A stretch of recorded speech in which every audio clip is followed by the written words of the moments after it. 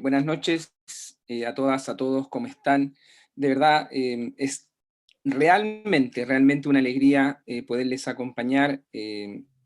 Y realmente al mismo tiempo me siento como en casa. Veo a varias personas que recuerdo con muchísimo cariño y que, bueno, y por lo mismo para mí este espacio es al mismo tiempo un espacio de comunión y un espacio de gratitud también. Yo feliz, ustedes saben el cariño entrañable que le tengo a la zona sur. Eh, Así que bueno, eso primero, darles las gracias por invitarme a este espacio y bueno, ha sido difícil organizarlo. ¿Por qué? Porque primero teníamos propuesta un itinerario de 5 sesiones durante toda una escuela, ¿no? Tuvimos que acortarlo a 2, porque efectivamente hacer 5 sesiones quizás iba a ser más difícil. Entonces yo con Fernando tuvimos que hacer un discernimiento de cuáles eran por ahí los temas fundamentales para acotarlo a 2 días y así no estar haciendo algo tan intenso en donde yo me explaya hablando por ahí por 2 horas. Hay gente que me conoce aquí que sabe que yo problemas para hablar en general no tengo, en general, ¿no? Pero creo que no es el espíritu de lo que les vamos a proponer. Así que hemos hecho una selección de algunos temas que más que ofrecerles respuestas definitivas, lo que quieren es suscitar el discernimiento, lo que quieren es suscitar la pregunta, ojalá abrir conversaciones, ojalá mostrar perspectivas para que cada uno, tanto a nivel individual, pero también a nivel comunitario, pueda, insisto, hacer un discernimiento de lo que estamos viviendo, digamos, y de lo que vamos a vivir.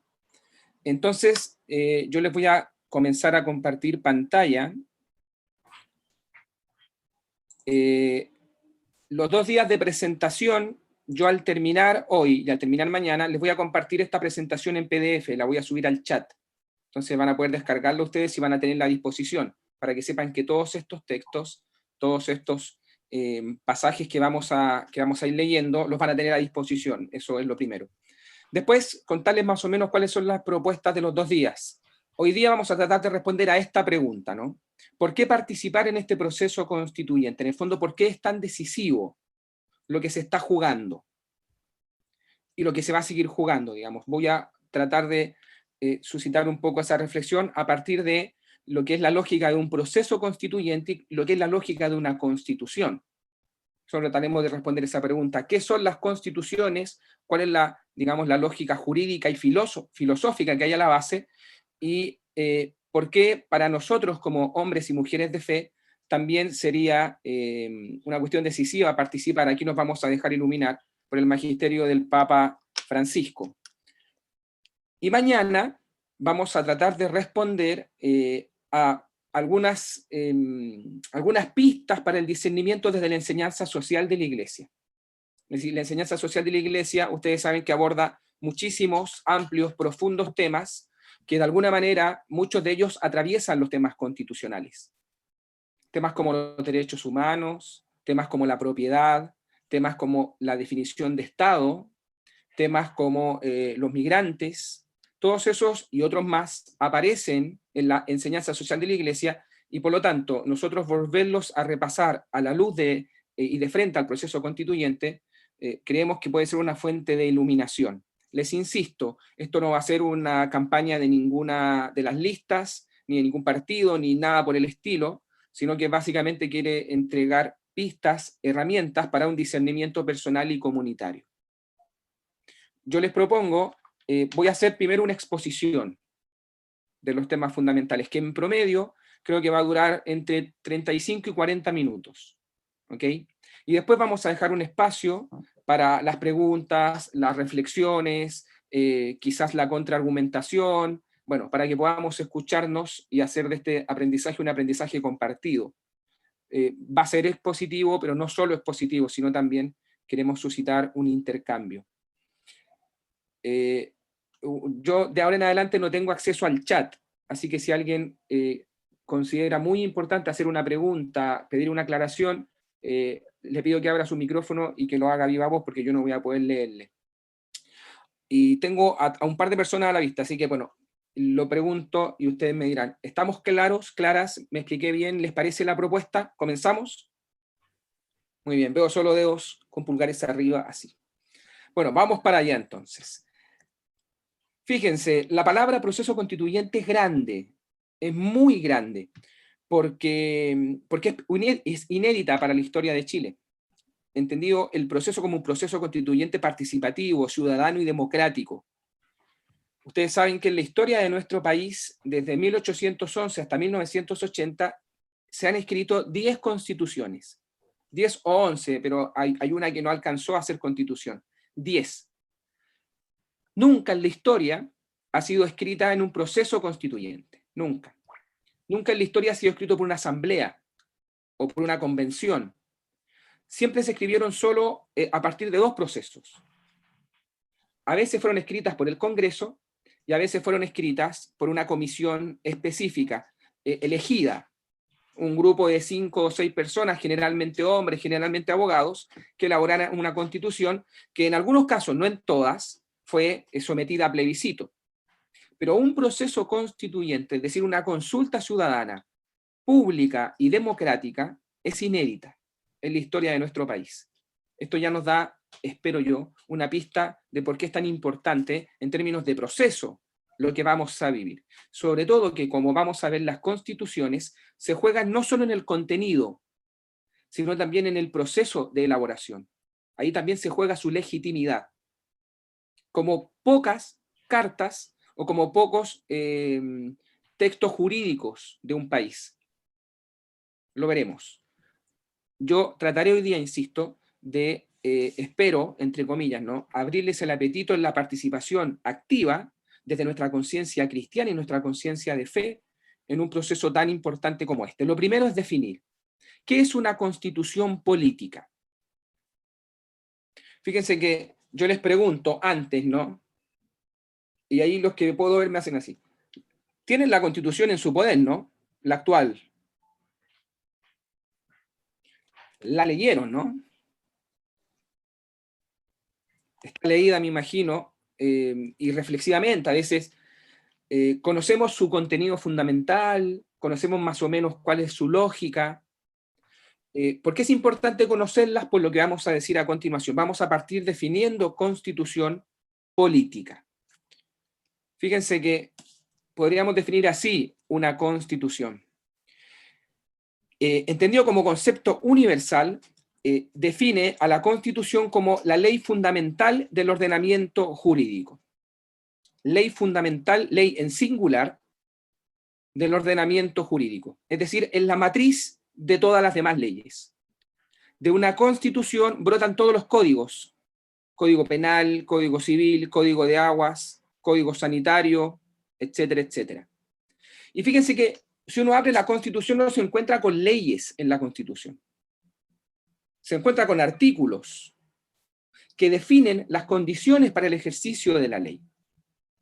Es decir, de alguna forma, la Constitución es el marco, podríamos decir, es el rayado fundamental de cancha en donde se van a definir los aspectos fundamentales del ordenamiento jurídico y de las relaciones entre los ciudadanos y de los ciudadanos con el Estado.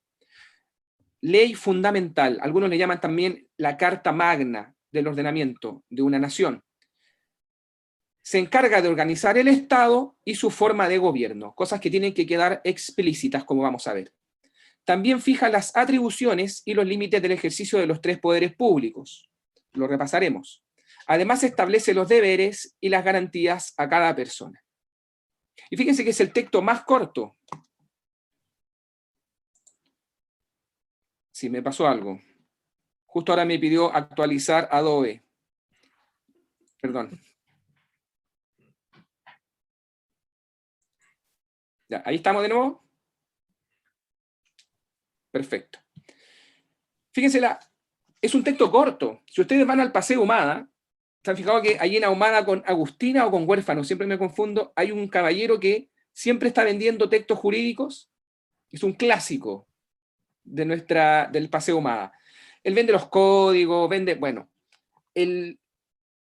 se hizo millonario, entre paréntesis, en el último año y medio, vendiendo la Constitución. Bueno, es el texto más corto que tiene a la venta, pero el más decisivo, como lo veremos, porque define, insisto, las atribuciones y los límites del poder, que es lo esencial en la política, y establece los deberes y garantías de cada uno y de cada una. Además, toda sociedad que establezca reglas básicas de conducta en un territorio determinado tiene o debería tener una constitución. Sobre todo si te defines como república, como veremos. De este modo, las constituciones modernas buscan básicamente establecer un vínculo indisoluble entre el Estado, las instituciones y el pueblo. Por eso es tan importante el proceso a partir del cual se elabora una constitución. Porque de lo contrario, las leyes, si la constitución es ilegítima, las leyes quedan de alguna manera en entredicho. Ustedes recuerdan cómo se define ley hasta el día de hoy en el Código Civil de Andrés Bello. Ley es la declaración de la voluntad soberana que de manera prescrita por la Constitución manda, permite o prohíbe. Fíjense, ley es una declaración de la voluntad soberana. Ley no es lo que se te impone a ti, ni a mí. Ley es el querer del pueblo transformado en un texto jurídico. Es lo que queremos para vivir bien la ley. Si la ley cae de arriba hacia abajo de manera impositiva, eso es una tiranía. Si nosotros, en un proceso democrático, somos artífices de la ley, constituimos una verdadera democracia, una democracia plena, diríamos. Y fíjense, la ley de manera prescrita por la Constitución. La Constitución no es ley, pero prescribe las condiciones para el establecimiento de las leyes. Por eso es tan importante una Constitución, porque no es solo la Constitución. Todas las leyes que van a derivar de la Constitución son las que de alguna manera nos van a mandar, nos van a permitir o nos van a prohibir. Eso es lo primero, definir Constitución. En un texto que se llama La hoja en blanco, que les recomiendo leer, es un libro, digamos, sobre el proceso constituyente, estos abogados nos dicen, en una sociedad democrática, para que no me escuchen solo a mí, ¿alguien quisiera leer este texto, por favor, abrir su micrófono? ¿Quién podría? Yo. Por favor. En una sociedad democrática, la Constitución opera como un pacto fundante de la comunidad política y como un límite al ejercicio del poder. Desde un punto de vista conceptual, la Constitución suele definirse como la norma jurídica fundamental del ordenamiento jurídico interno que establece la organización básica del Estado y que garantiza los derechos esenciales de las personas. Gracias, Jorge. Aquí lo importante es que la Constitución le pone límite al poder. Como lo veremos cuando veamos ahora en qué momento nacieron las constituciones. De manera, podríamos decir, estándar, las constituciones están divididas en dos partes. Todas las grandes constituciones. Una primera parte, así denominada orgánica, y una segunda parte, así denominada dogmática. La parte orgánica responde a la pregunta, ¿cómo se distribuye el poder en el Estado? Si ustedes van a nuestra actual Constitución, se van a dar cuenta que el capítulo 4 define el poder ejecutivo, el gobierno. El capítulo 5 define el poder legislativo, el Congreso. Y el capítulo 6 define el poder judicial, los tribunales. Eso está determinado en la parte orgánica de la Constitución. Pero no solo eso. En nuestra Constitución, la Contraloría, las Fuerzas Armadas, el Tribunal Supremo, el Tribunal Constitucional, el CERVEL, son solo algunos ejemplos de cada uno de esos temas tiene un capítulo consagrado en la Constitución. El Banco Central, por ejemplo, también tiene un capítulo consagrado en la Constitución que determina cuáles son sus labores, a qué se dedican, los tribunales de garantía, etcétera, etcétera. Esa es la parte orgánica. Y la parte dogmática es la que responde a la pregunta de cuáles son nuestros derechos y libertades. ¿Alguien me podría decir en qué capítulo de nuestra Constitución actual están los derechos que tenemos como ciudadanos chilenos?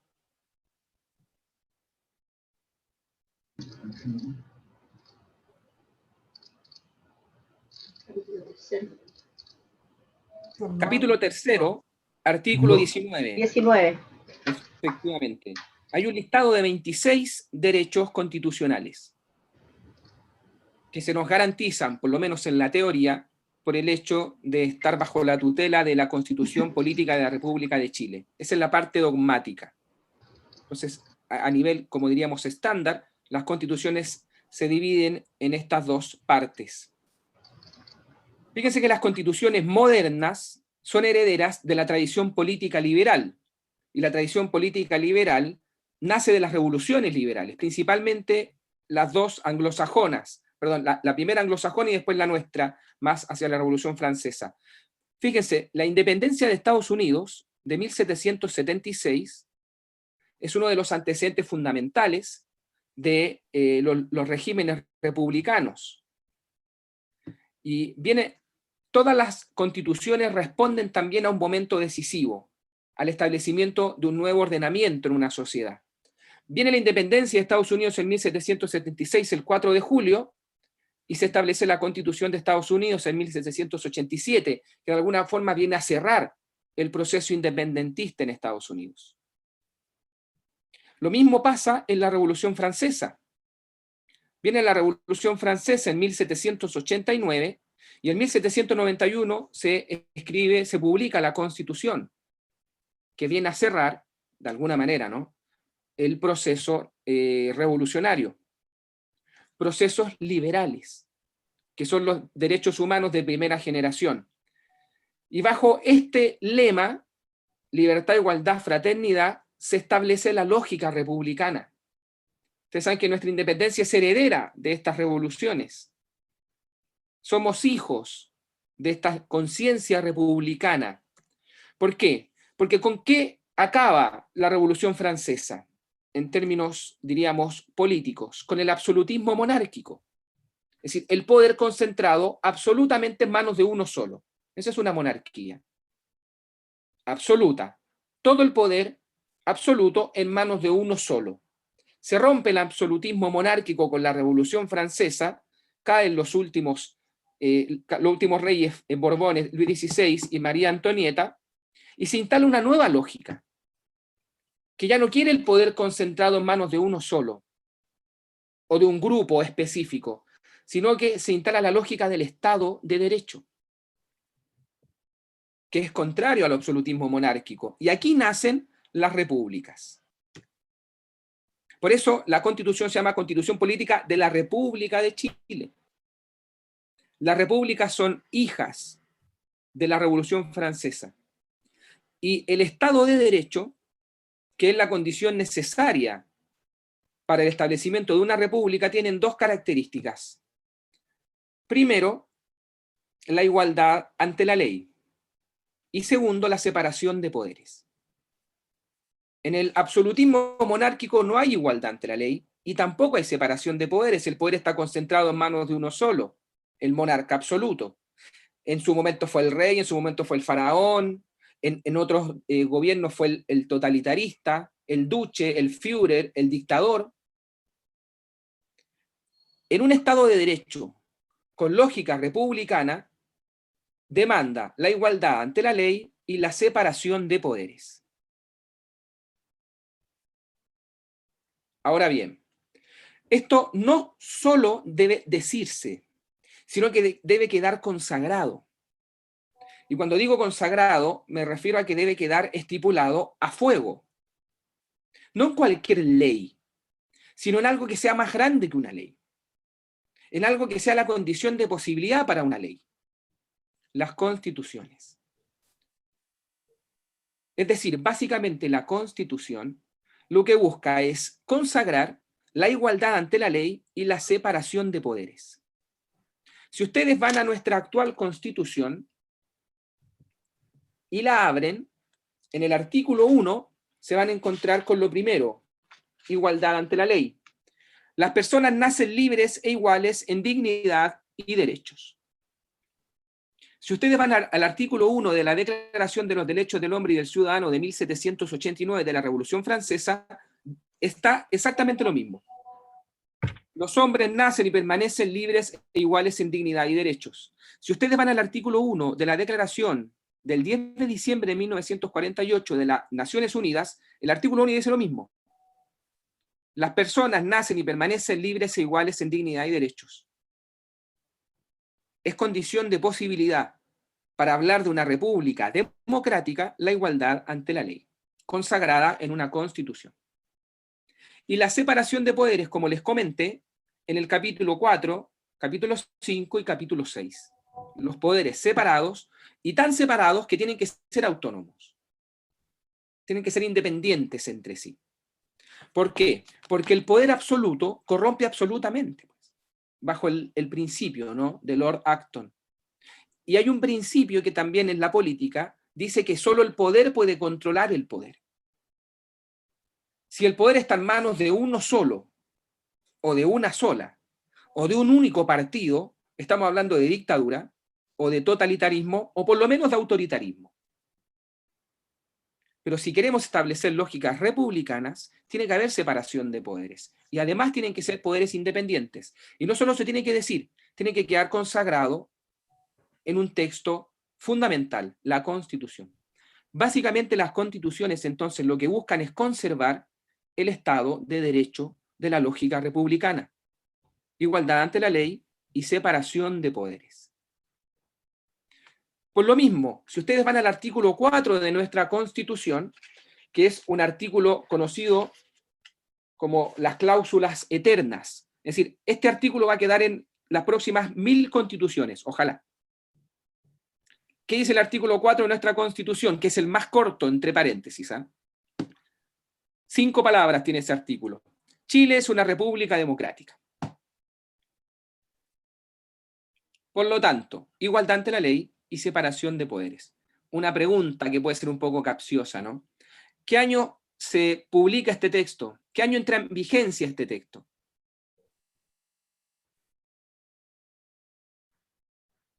Este texto entró en vigencia en marzo del 81. El plebiscito fue en septiembre del 80. Se aprobó, digamos, en septiembre del 80. Estábamos en dictadura. Y esta constitución afirmaba explícitamente que Chile era una república democrática, cuando era evidente que no lo era. No había separación de poderes. ¿Cuál es mi punto con esto? Que una cosa es que la Constitución esté escrita y consagre ciertas garantías y ciertas libertades, y otra es que efectivamente en la práctica eso se lleve a cabo, eso es harina de otro costal. Básicamente lo que estoy aquí tratando de dar cuenta es la importancia fundamental de una Constitución para mantener y tratar de consagrar el Estado de Derecho. En Chile, como les comentaba, se han escrito 10, vamos a decir 10, algunos dicen 11, pero vamos a decir 10 textos con estatuto constitucional. Fíjense, como les decía, viene un acto político decisivo, la primera junta de gobierno, inmediatamente hay que sellar ese acto con una propuesta constitucional. Entonces, el primero es el reglamento provisorio de Chile de 1811, 19 artículos. Probablemente esos 19 artículos estuvieron un poquito copiados, ¿no?, de los 17 artículos de la Declaración de la Revolución Francesa. Y la última, la Constitución Política de la República de Chile de 1980. Como les decía, en toda la historia de nuestro país va a ser la primera vez que una Constitución es escrita no por especialistas, por un grupo de elegidos, una comisión, ni tampoco por el Congreso, sino por una asamblea constituyente.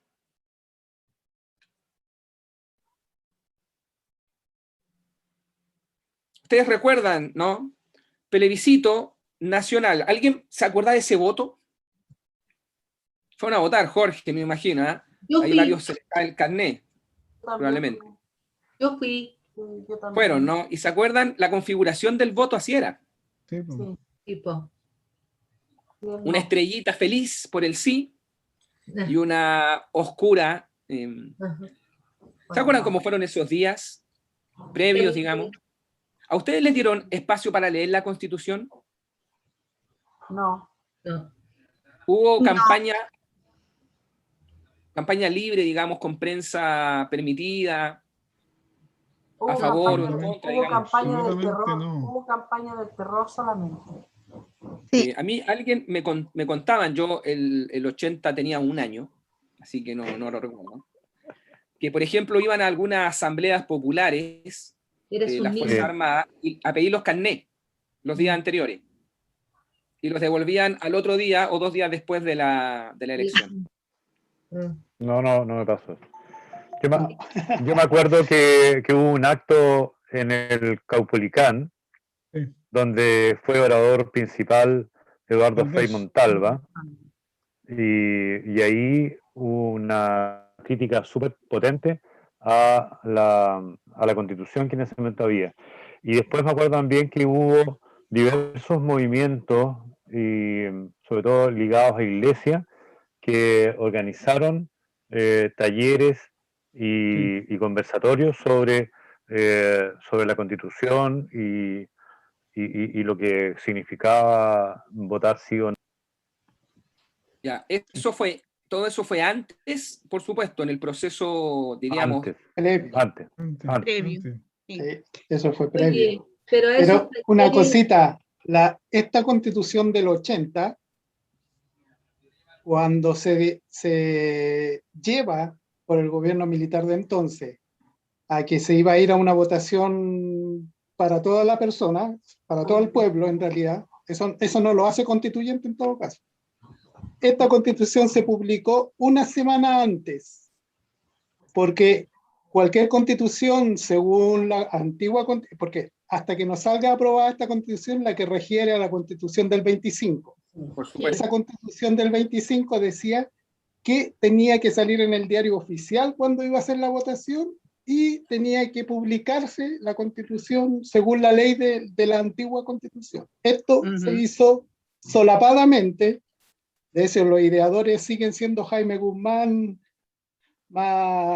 Hermógenes Pérez de Arce y otros más de ese estilo, y la sacaron a publicación apenas una semana, que nunca salió la publicación editada. En el fondo no tenías oportunidad para leerla. Nadie No. tuvo ninguna oportunidad de leerla, de discutirla, de saber si estaba votando bien o mal, en realidad. Era como un chiste. Eso es lo que le pasó a esta Constitución. Yo Bueno, recuerdo que al final, solo en el Mercurio salió publicada así en esas hojas grandes del Mercurio de la época. Claro. Sí. Yo iba a decir No todos eso. en esa época no todos compraban el Mercurio, por supuesto. Pero ahora tampoco. Pero, Ahora- Me acuerdo haber estado en unas charlas de Pancho Cumplido sí, sobre la Constitución. sí. Y había una serie de momentos, o sea, de artículos oscuros en el fondo, que no se sabía bien cómo iban a ser finalmente redactados. Fundamentalmente lo que pasaba en ese tiempo era que, como algo de lo que dice Francisco, no había una certeza de qué es lo que efectivamente se iba a votar.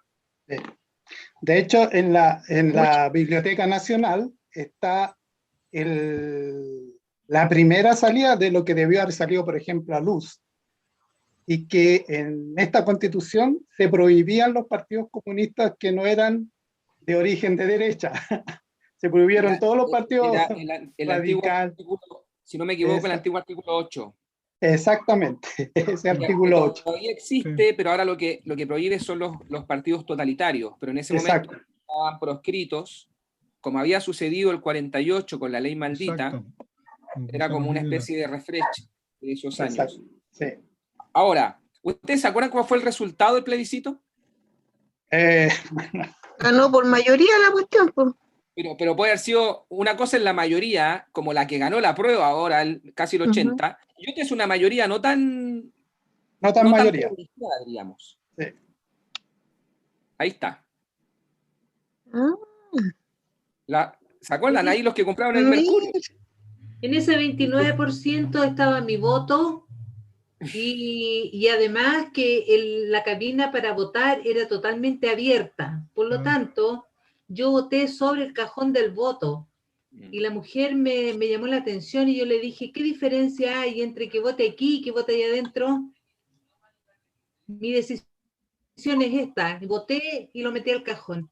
Era joven, entonces era valiente en esa época, pero había mucho temor en la gente. Por Entonces, supuesto. mucha gente de este 67% fue o gente manejada o gente temerosa. Por Yo supuesto. recuerdo que a mí me dijeron que tenía que marcar sí, porque en el voto iba a quedar mi huella, porque a uno le hacían marcar el dedo antes de tomar el voto, y iban a saber que yo había sido la que voté que no, y iban a llegar los milicos a mi casa y me iban a matar, así. Cáchate. O Sí, sea, hay que recordar que el probablemente, año 80 sí, po. había un nivel de persecución y los organismos de seguridad funcionaban con plena libertad, detenían a la gente, había detenciones públicas, ¿no? Entonces se generaba toda una, bueno, sabemos que en dictadura es lo que pasa, pero en esas circunstancias, justamente en el contexto de la votación para el plebiscito, se acentuó las detenciones y la campaña del terror fue terrible. Yo recuerdo que la revista Solidaridad, de la Vicaría de la Solidaridad, publicó una especie como de set de formación cívica. Nosotros no la leíamos, esa revista de Solidaridad, y hacíamos talleres parecidos a los cabildos que se hicieron ahora en relación a esta post-estallido social, ahora, hace poco. Y teníamos como esa experiencia, pero era prácticamente reunirnos en las parroquias, pero con harto susto y harto miedo, digamos, porque sabíamos lo que significaba y las consecuencias, el temor a los sapos, a la gente que denunciara que estábamos reunidos, en fin, había un ambiente muy complicado, muy difícil, muy denso. Lo otro Ya. que se votaba con lápiz de mina, no sé si recuerdan. Sí, Bien, sí. también. Sí. Pero había Y otra cosa más. después lo borraban, después de la noche lo borraban y cambiaban al sí. Ah, sí. Claro, pero había otra cosa más, que no existió el tribunal electoral, Ah, el o sea, tricel. el que realizaba los votos, El el CERVEL que le todavía no realiza, existía. no existía el CERVEL, por ejemplo. Por eso te Eh, cortaban la o sea, no tirita es que no es, del... disculpa, Del el carnet. CERVEL existía.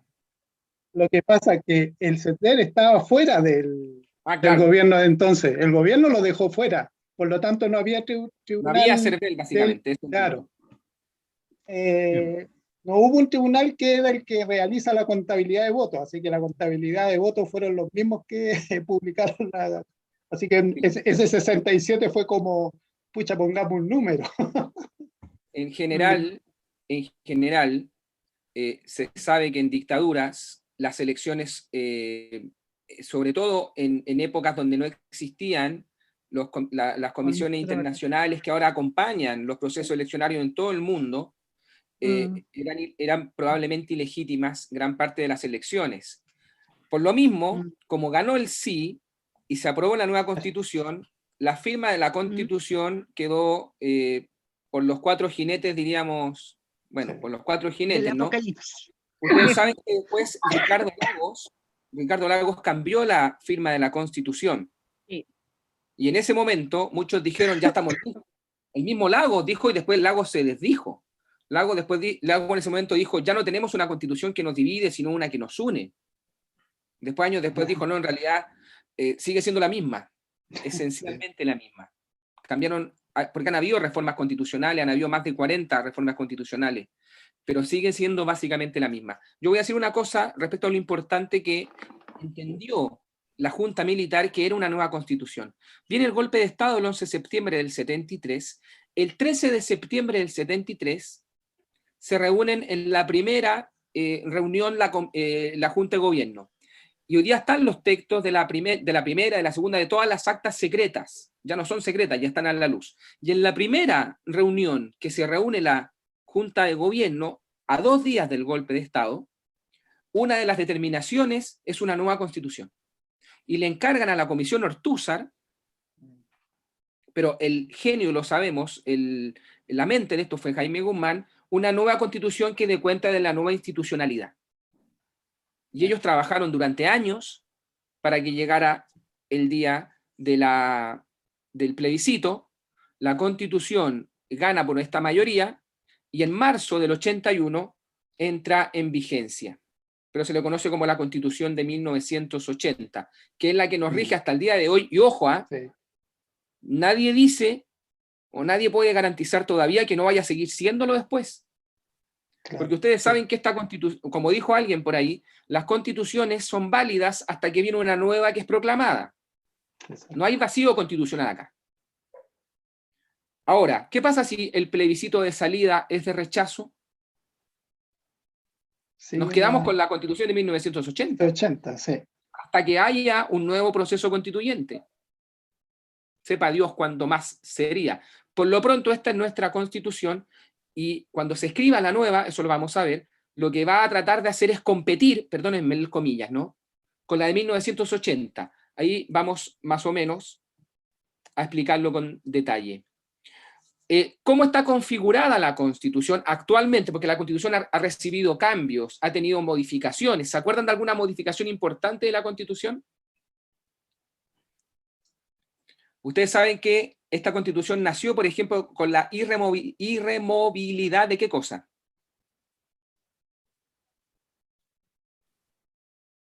¿Qué cosa no podía cambiar ni siquiera el presidente?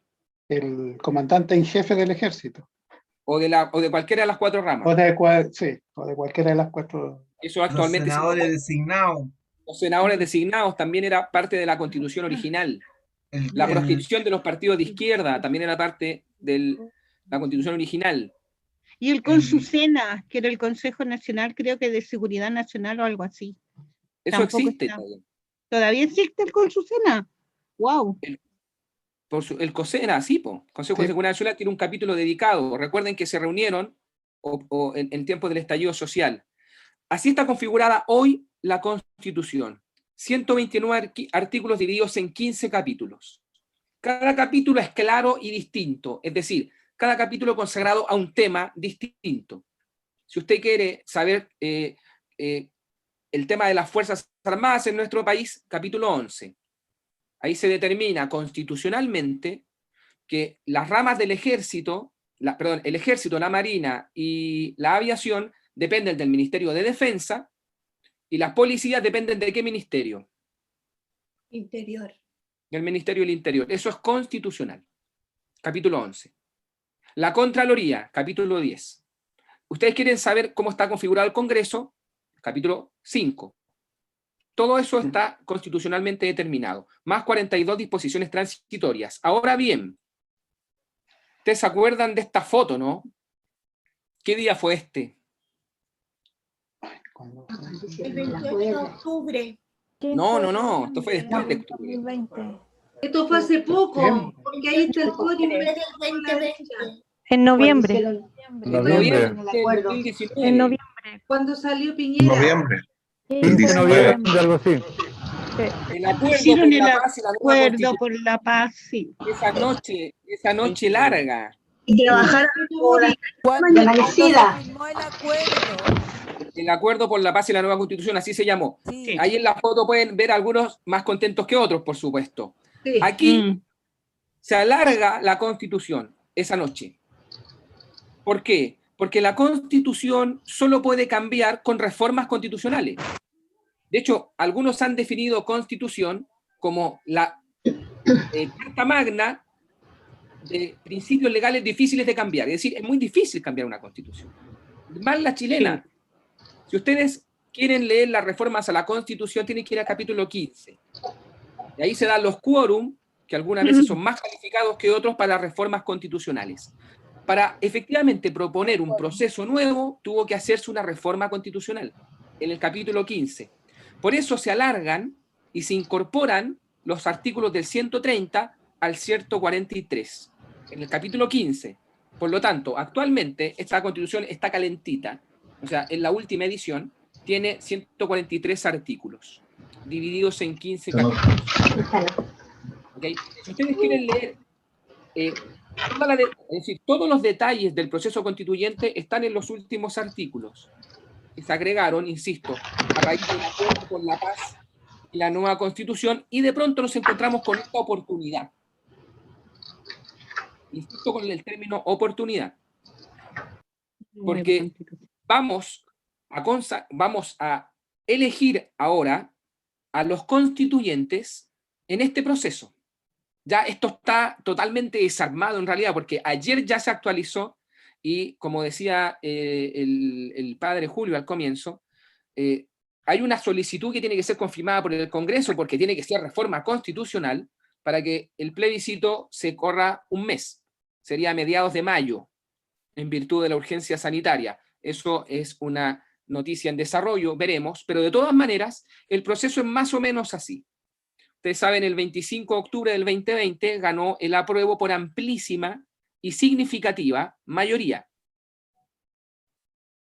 Prácticamente un 80%, y la Convención Constitucional por un poquito más todavía. Por lo tanto, quedó configurada una convención de 155 miembros. Paritaria, como nunca en la historia de la humanidad, paritaria en términos de género, y con 17 escaños reservados para pueblos originarios. Voy a presentarles el formato como era hasta ayer, ¿no? Hasta ayer, en abril íbamos a elegir a los constituyentes.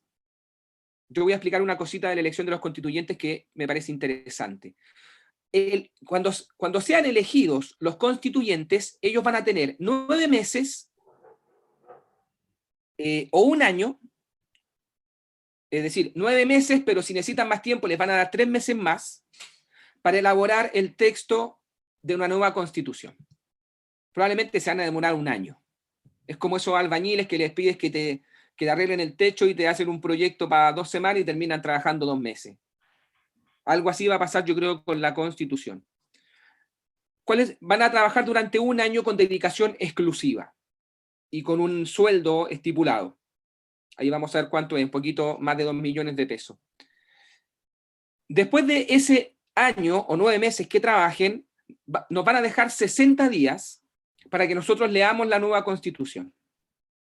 Yo lo que tengo entendido es que las van a repartir en colegios, en trabajos, afuera del metro, un texto pequeñito, bueno, me imagino que va a ser como de este porte más o menos, para que nosotros podamos leer la nueva Constitución. Y ahí va a estar la tarea de nosotros también. También en el proceso constituyente va a ser tarea nuestra, porque los constituyentes son representantes. En democracia representativa, ellos son nuestra voz. Por eso es tan importante la elección. Lo voy a explicar en un segundo más. Ahora, vamos a tener 60 días para leer la nueva Constitución y tomar una determinación decisiva. Si la aprobamos o la rechazamos, en lo que se llama el plebiscito de salida, que va a ser obligatorio. Y ahí, si se aprueba, se deroga esta Constitución y la podemos guardar archivándola archivándola como proceso histórico antiguo y comenzar a regirnos por una nueva Constitución cuando se proclame. Si gana el rechazo, seguimos con esta, con la posibilidad de que se hagan reformas, pero sigue siendo la Constitución de 1980. Esto se va a mover un poco, insisto, en virtud de la nueva calendarización, pero básicamente este es el formato. Aquí también hay mucha responsabilidad nuestra. Antes, eligiendo bien a los convencionales, durante, monitoreando el trabajo que van a hacer, y después leyendo la Constitución y tomando una decisión con conocimiento de causa, si efectivamente la nueva Constitución está a la altura de lo que espero la mayoría estemos exigiendo. Este es el proceso, la foto, ¿no? Ya lo saben, ¿no? 155 integrantes, todos y todas elegidos. Ahí está, 2,5 millones mensuales van a ganar. Paridad de resultados, inhabilidad, es decir, un año, no pueden ejercer cargos públicos hasta un año después y no pueden legislar. Eso iban a poder legislar si era la convención mixta. ¿Se acuerdan que era una posibilidad? Bueno, aquí ganó la constitucional, dedicado 100% al trabajo constituyente. Ahora, ustedes conocen, ¿no?, cómo se van a elegir los constituyentes. Ustedes ya saben a qué distrito pertenecen. Según yo, por ejemplo, estuve viendo, la mayoría de ustedes son 28 distritos a nivel nacional. La mayoría de ustedes por comunas de la zona sur sería el 10, el 12 o el 13, me parece, ¿no? 13. Sí, yo soy el 10. Muy bien, yo también soy del 10, Santiago Centro. Maipú, No, el yo 8. San Joaquín. Soy del 8. 13, nosotros somos el 13. Yo soy el 12. Muy bien. Pues La bien, ustedes sabrán que en Chile existía hasta el 2015 un sistema proporcional que era muy antidemocrático. ¿Cómo se llamaba? Binominal. El binominal, con el que cargamos durante muchísimo tiempo. Sí. Por la ley 20.840 se cambió el sistema binominal y se estableció un nuevo sistema de proporcionalidad, conocido como el método de Hont, algo así se pronunciará, ¿no? Hont. Responde al nombre de Víctor Hont, que fue un jurista belga del siglo XIX que tenía en la cabeza un gran problema, que es el problema de cualquier democracia representativa. ¿Cómo hacer más representativo el sistema? Para que efectivamente no termine siendo la dictadura de un solo partido porque la gente votó más por ellos, que podría terminar la democracia degenerando en eso. Lo que se llaman democracias representativas con sistemas de proporcionalidad. El sistema de Hont no se lo voy a explicar, ustedes pues pueden buscar por YouTube, hay tutoriales muy interesantes de cómo funciona. En el fondo lo que trata de garantizar es que haya participación efectiva de la mayor cantidad de tendencias posibles. Ustedes que tienen que tener muy claro, eso sí, buscar su distrito al que pertenecen, buscar efectivamente listas, porque en el fondo sus votos se van a ir más bien a las listas que a las personas. Van a votar por una persona, pero ese voto va a sumar en la lista de un grupo de candidatos. Y después, en un esquema matemático que el profesor que está hablando desconoce cómo se arma, porque de matemáticas sabe bien poco, pero básicamente hay una especie de fórmula que determina que estas listas, mientras más votos alcancen, más representantes van a tener. Pero no garantiza que vayan a tener todos los representantes, porque va corriendo la lista para que, esperemos, haya mayor representatividad. Entonces, en el fondo, ustedes van a votar por un candidato, pero ese voto se ve en una lista. Por eso es tan importante tener conciencia de las listas que hay.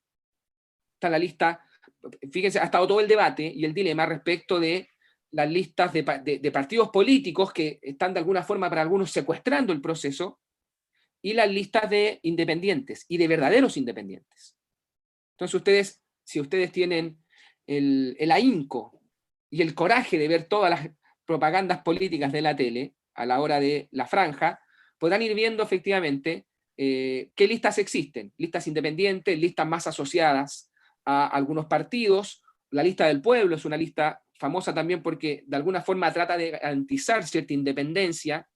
Bueno, es todo un tema respecto de la proporcionalidad. Lo muy importante acá, creo yo, es que ustedes tengan mucha claridad respecto a cuál es su distrito, cuáles son las listas de su distrito y cuáles, a su entender, representan mejor lo que yo considero fundamental, los valores del bien común, la justicia social y los derechos humanos, que son todos valores cristianos, fundamentales. ¿Ok? Eso, insisto, una cuestión como una guía. Yo les quiero compartir un texto de Juan Pablo II, que está medio escondido, de la doctrina social de la Iglesia, Juan Pablo II, que me ayuda mucho a mí a discernir al momento de votar, al momento de elegir a mis representantes. Fíjense este pasaje. Dice Juan Pablo II, y fíjense el lenguaje que usa, él dice parece, parece que conoce mejor las necesidades y logra satisfacerlas de modo más adecuado quien está próximo a ellas o quien está cerca del necesitado. Parece, dice el Papa. Parece que no es solo una cuestión de grandes capacidades organizativas, de grandes conocimientos de Excel o de elaborar teorías muy elaboradas. Parece que mejor logra y satisface, no solo conoce, sino que satisface mejor las necesidades, el que está próximo a las necesidades de los necesitados. Además, un cierto tipo de necesidades requiere con frecuencia una respuesta que no solo sea material, sino que sepa descubrir su exigencia humana más profunda. A mí me ayuda a discernir siempre, antes de votar este texto, porque me ayuda, o sea, porque me inclina hacia los candidatos y candidatas que tengo la impresión que están más cerca de los lugares en donde se juega la dignidad humana de manera más profunda. Eso es una especie de... Para terminar mi presentación, dejemos que, porque la pregunta es, ¿no? ¿Y a la iglesia qué? ¿A nosotros qué con este proceso? Me acuerdo, Fernando, había un curso que le gustaba de el Papa Francisco y nosotros qué. Era algo así, ¿o no, Fernando? En una escuela de verano con Gonzalo Illanes se hizo un curso, algo así. ¿Y qué? ¿Y nosotros qué? ¿Que nos vamos a permanecer pasivos, distantes, temerosos? ¿O lo nuestro va a ser un proyecto de esperanza? Fíjense, voy a compartirles dos textos distintos del Papa Francisco. Este es de Evangelii Gaudium. Nadie puede exigirnos que releguemos la religión a la intimidad secreta de las personas, sin influencia alguna en la vida social y nacional, sin preocuparnos por las instituciones de la sociedad civil, tema constituyente, sin opinar sobre los acontecimientos que afectan a los ciudadanos. A veces tenemos la impresión de que la religión a eso nos invita, a relegarnos de eso, y es todo lo contrario. Continúa el texto. Una auténtica fe, que nunca es cómoda e individualista, siempre implica un profundo deseo de cambiar el mundo, de transmitir valores, de dejar algo mejor detrás de nuestro paso por la tierra. No nos preocupemos solo de no caer en errores doctrinales, esas obsesiones que tenemos a veces, por lo dogmático, sino también ser fieles al camino del amor, la solidaridad y la justicia. Porque fíjense las palabras del Papa, porque a los defensores de la ortodoxia se dirige a veces el reproche de pasividad e indulgencia o complicidad culpable respecto a situaciones de injusticia intolerables y a los regímenes políticos que las mantienen.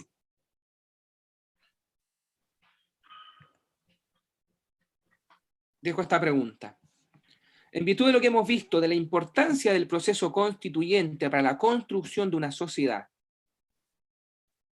y la actitud a la que nos invita el Papa, ¿cuál debería ser nuestra actitud como iglesia, como personas de fe, durante este proceso constituyente? Termino con este texto que es de Fratelli Tutti, que creo que ilumina un poquito la respuesta a la pregunta para que después dejemos un espacio de reflexión. Lo que el Papa llama los procesos de artesanía, los procesos artesanales en la política. Muchas veces es muy necesario negociar y así desarrollar cauces concretos para la paz. Pero los procesos efectivos de una paz duradera son ante todo transformaciones artesanales obradas por los pueblos, hechos a mano. Procesos hechos a mano. Si uno va a un país y quiere descubrir la cultura de ese país, no va al mall, va a una feria artesanal, porque ahí están las cosas hechas a mano, perdónenme la imagen, donde cada ser humano puede ser fermento eficaz con su estilo de vida cotidiana. Las grandes transformaciones no son fabricadas en escritorios o despachos. A mi entender, gran parte del problema hoy día es la tecnocracia de la política. Pensar que las grandes soluciones vienen de grandes ingenieros o grandes tecnócratas, que por ahí conocen muy bien hacer tablas Excel o programas, pero no conocen efectivamente la artesanía del pueblo. Las grandes transformaciones, por ejemplo, un proceso constituyente, me parece que es una gran transformación, no se fabrica en escritorio o despacho. Entonces, cada uno, y fíjense como que esto lo estuviera diciendo al proceso que vamos a vivir nosotros.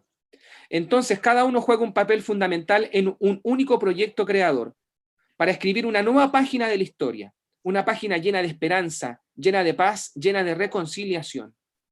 Hay una arquitectura de la paz, es verdad, arriba, ¿no? Donde intervienen las diversas instituciones de la sociedad, cada una desde su competencia, pero hay también una artesanía de la paz que nos involucra a todos. A mí me parece que el proceso constituyente, de alguna manera, es una artesanía de la paz.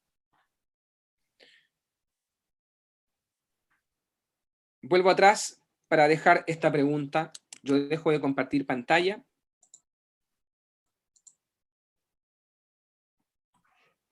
Y abro la palabra para alguna reacción, algún comentario, alguna pregunta, algo que ustedes quisieran pudiéramos conversar.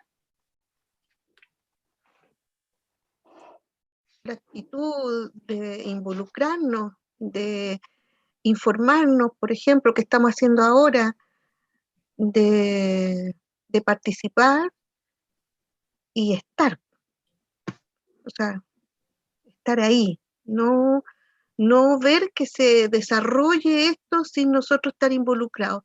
Siento que es un deber que tenemos como católicos también de participar e informarnos bien.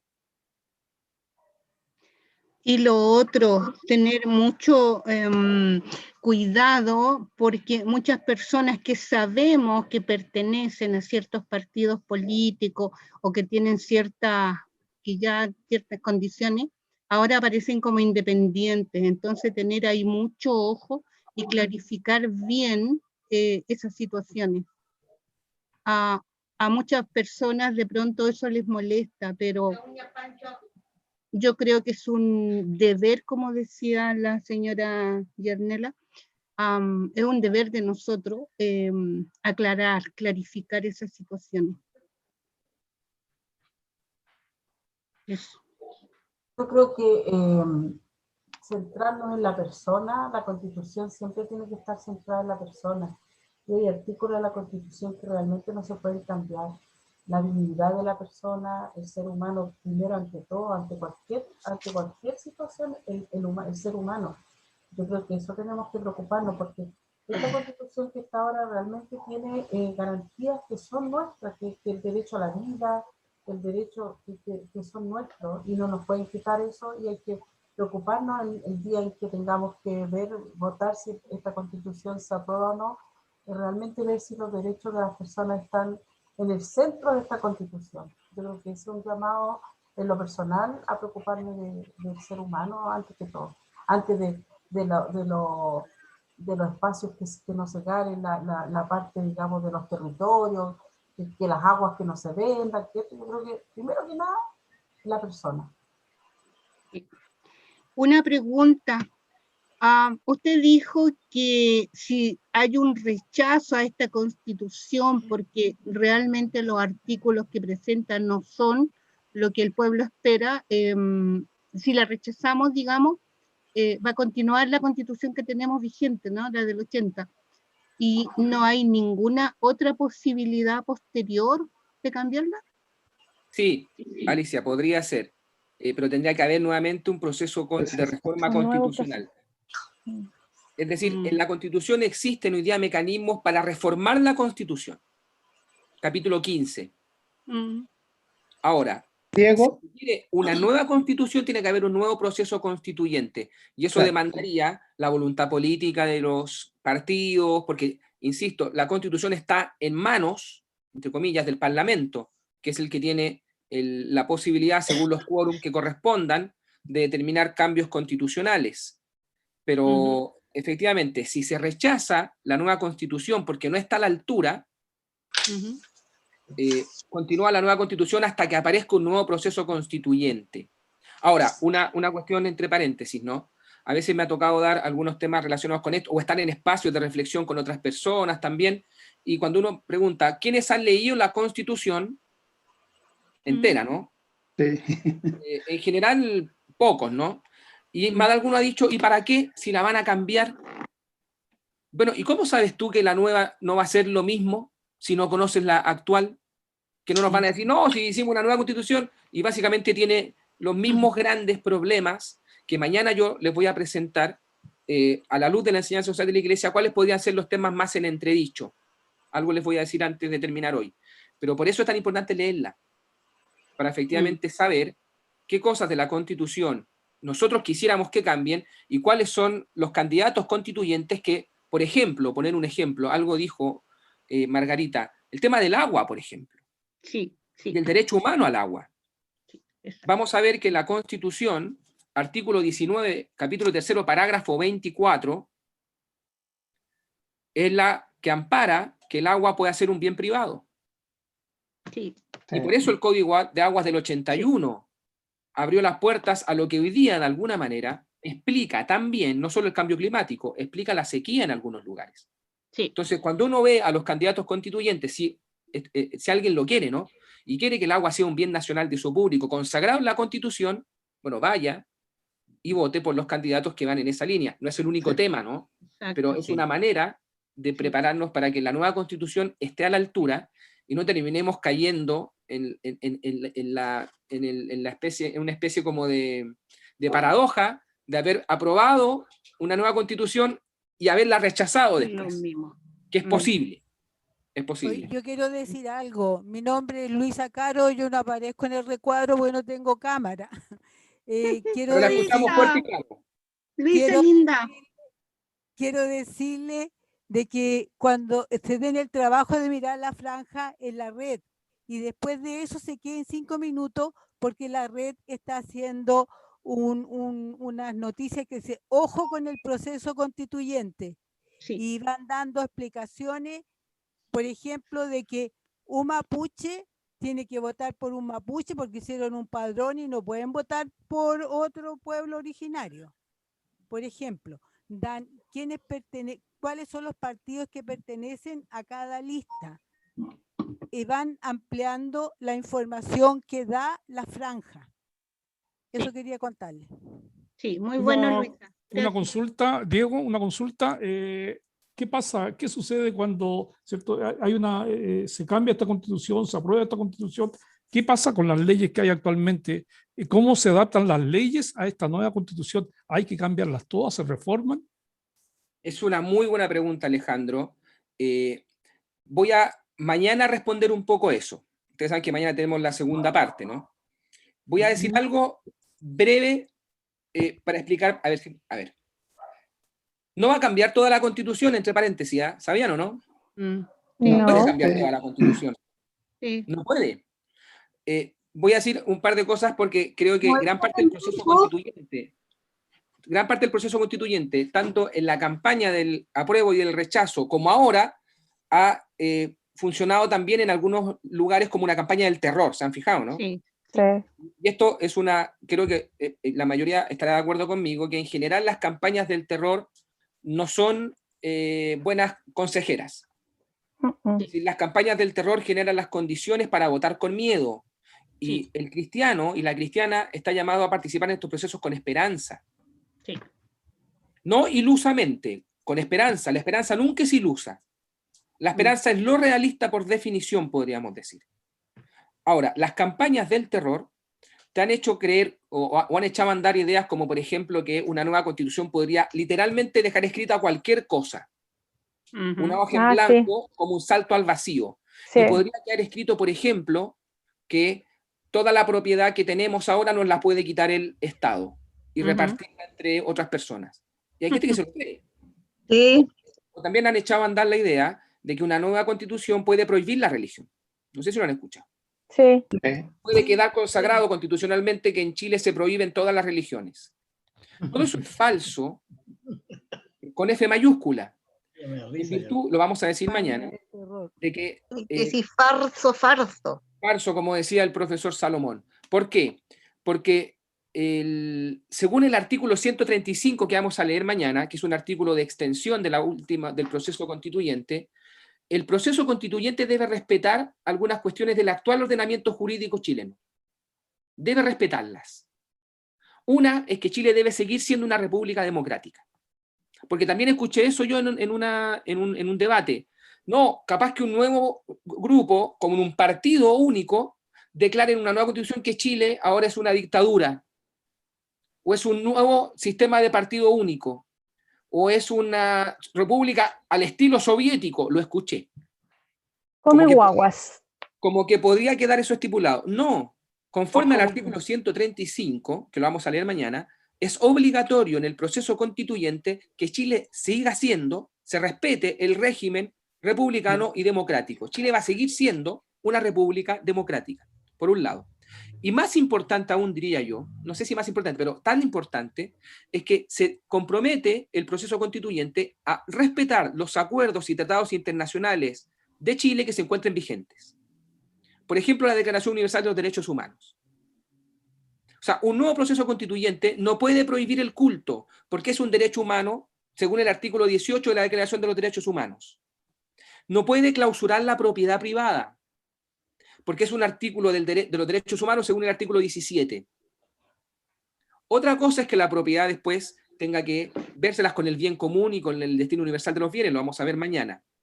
¿Cuál es mi punto? Ahí respondo la pregunta. Probablemente no van a cambiar cuestiones que tengan tanto que ver con algunas leyes, pero algunas cosas sí. Vamos a tener que verlo. Por ejemplo, yo creo que va a quedar uno de los temas que más se va a discutir, va a ser el tema del agua. Y si efectivamente se deroga o se prohíbe que el agua sea un bien de uso privado, va a tener que haber un nuevo código de aguas que responda a la comprensión y a al nuevo estatuto del agua como un bien nacional de uso público que no puede estar en manos de privados. Y eso demandaría un nuevo código de aguas. Pero van a ser algunos casos particulares y si es que tienen que cambiar algunas leyes para que efectivamente se empuje la condición legal del país en una dirección más acorde a la justicia social, al bien común, bueno, algunas cosas van a tener que cambiar, pero nunca en contradicción con los derechos humanos. No puede. A la base de la Constitución van a estar los 30 artículos de la Declaración Universal de los Derechos Humanos, a la base. De ahí todo se va a empezar a construir hacia arriba. Eso es lo que esperamos, que los derechos humanos sean el principal foco de esta nueva Constitución. Ahora, una pregunta. La Constitución política, bueno, es política porque fue hecha por políticos, ¿no es cierto? Está consagrado por... No. ¿A eso se llama? Eso es lo que es la pregunta mía. No. Se llama política porque se entiende que el ejercicio democrático es político, que el ejercicio republicano es político. Y para distinguirla de otras constituciones, puede haber una constitución, por ejemplo, de un club deportivo, que tiene otra categoría, por supuesto. Es para distinguirla. Es que en el fondo esa constitución va a regir los caminos políticos del país, no otros. Por eso se llama política. No necesariamente porque haya sido escrito por políticos. De hecho, las constituciones que fueron escritas por comisiones fueron escritas por abogados, que muchas veces están afines a grupos políticos, pero no eran necesariamente ellos mismos políticos. Otra pregunta, he escuchado que si se aprueba el TPP-11, no sé si lo dije bien, nuestra Constitución va a tener muchos problemas porque en ese tratado internacional hay una serie de artículos y situaciones que nos van a provocar problemas. ¿Es así? Es una buena también, bueno, todas las preguntas dan para muchísimos temas más. Todos y todas saben lo que es el TPP-11, ¿no? Sí. Sí. No. ¿Qué significa TPP-11? No. Tratado Para... Pacífico. ¿Puedes explicarlo, Diego? Para que suene perfecto hay que decirlo en inglés, porque es el Trans-Pacific Partnership.